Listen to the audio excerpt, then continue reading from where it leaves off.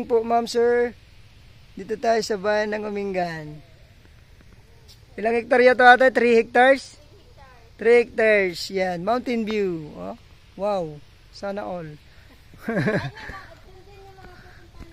Ayan, Mountain View po itong napuntahan namin ngayon. So yung kung gaano kalayo sa provincial road to, mamaya po lalagay ko po sa description box. So 150 daw ang puno ng mangga ayon kay ate. Ating contact dito. So mahogany daw po, tatanungin mamaya kasi ayaw naman niyang bilangin isa-isa. Pero lalaki. Pwede na pong i-harvest. Ayan, i-harvest na po itong mga mahogany. So, hindi po kayang akapin ng isang tao. Ayan. Ay, lalaki na nga po. 2 busy sa katawan ni ate. Ayan. Tatlo. Sexy pala si ate. So, yan mga mangga, full grown na po. Lahat namumunga na siya. Ang kagandahan po ng manggang to, native na. Te, lahat native. 150 pieces mahigit. Kagandahan po ng property, may irrigation po galing bundok. Pagka gusto nyo mag-alaga ng ano dito, baka, kambing, may pagkukunan ng tubig. Tapos fish pan, may 4 po sa sa dulo. Makikita nyo po sa aerial view po nito. Ayan po yung mga hugan nyo, ma'am, sir. Lalaki. Pwede ka nang makapagpatayo ng isang pwedeng ibenta sa mga hardware yan. Eh kung may hardware kayo, nakikita pa. Tapos ang dami na po rin tumubo na mga mahugan eh. Hanggang yung property ha. Ito kalsada, napagitnaan po, Barangay Road, may kuryente, tutok sa property. Yung mga kapitbahay, masukin ko lang po rito sa part na to. Ito bago nating mga kaibigan pala, sila ate. Ayan. Pasukin po natin yung property. Yung ilang kilometro po sa national road o provincial road, ilalagay ko po sa description na to. Ayan po. Lahat po namumunga na to. Yung mga mangga medyo malalapit. Pero pwede pong i-pruning to. Tanggalan yung iba. Yung iba naman okay yung space yan. Parang 15 meters. Ito mga 10 meters kalayo. Yung kanya pong layo ng property. Yan po yung mga mangga namumunga na lahat. Dito na po tayo sa dulo. Ang gandaan po nito yung mga mahogany na sa gilid lang. Parang ginawa pong bakod. Tapos doon din mahogany. So, ang tansya ko, mga ang mahogany nito, nasa 200. More or less.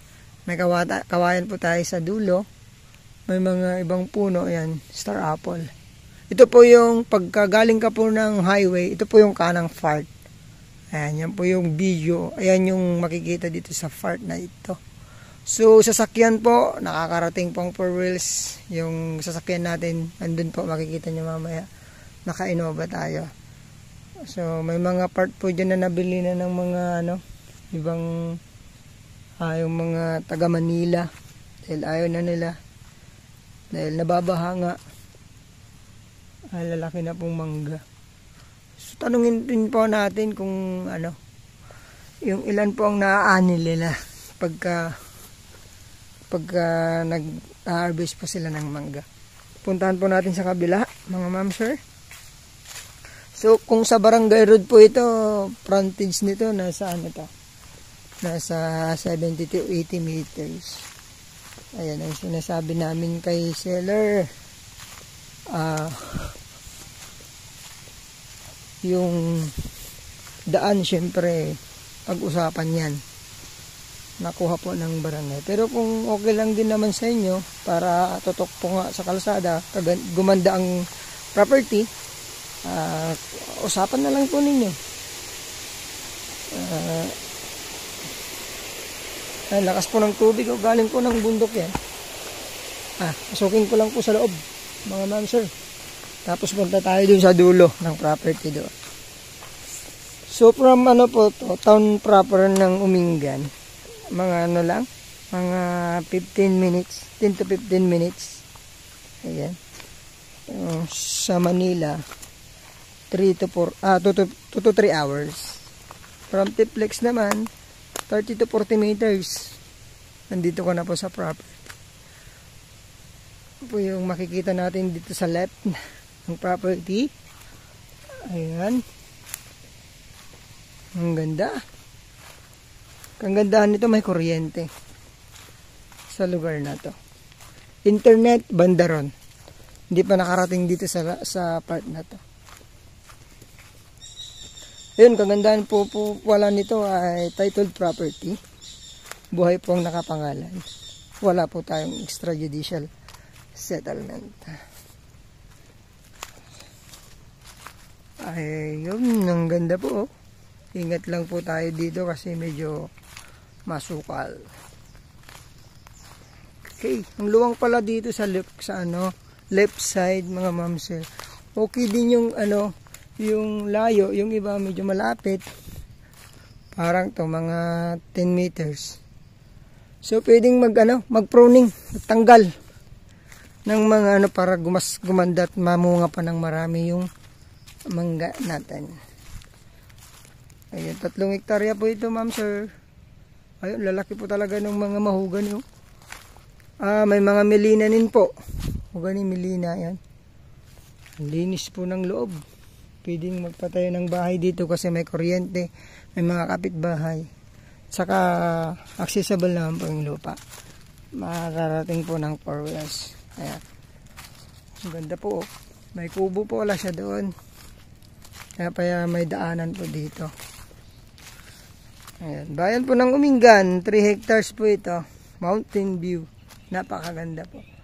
Ayun, paliparan natin ng drone para makita natin sa dulo. May fish pan daw po ito. Kaya 4 na fish pan. Perfect po ito sa bakasyonan. Ayan. Ayan po. Labasin lang natin doon sa may kalsada mismo. Tawagan niyo po ako agad sa aking numero. Lalagay ko po sa aking sa screen. Yung Viber tsaka WhatsApp ko. Ayan. Para po makausap natin agad yung seller, papakausap ko. Tapos sa price po ay pag-usapan para kung tatawag kayo sa kanila, pwede din po. Kasi I'm sure naman negotiable yung price nila. Saka yung bang mga usapin, lalo na sa mga capital gains na babayarin. So ayon po kasi sa ating contact ay hindi niya ma-sure. Kaya lalagay po namin sa description kung sagot niya po ang capital gain tax po. Mga melina natin ay mahugan nila laki. Ayan. Ito po yung kalsada sa ating mga kasama. Ayan po yung kuryente. Meron pong doon. Yung kubo niya.